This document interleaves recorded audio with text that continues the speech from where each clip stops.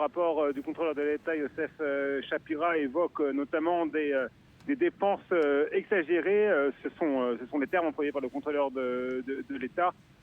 concernant donc le train de vie de Benyamin Netanyahou et de son épouse, Sarah. Pas de soupçon d'infraction à la loi et c'est important. Maintenant, bien évidemment, la question se pose de savoir quelle utilisation politique, à quelques semaines des élections, ce rapport pourra ou non faire l'objet. Eh bien, du côté du Likoud, on semble prendre les choses au sérieux puisqu'une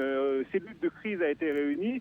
par Benyamin Netanyahou avec les principaux dirigeants du Likoud et avec Sarah Netanyahou elle-même, dont le Premier ministre avait demandé qu'elle soit mise à l'écart de la campagne et qu'elle ne soit pas la cible des attaques politiques, mais elle intervient assez directement dans la campagne politique puisqu'elle a participé à cette réunion pour que les députés, les ministres du Likoud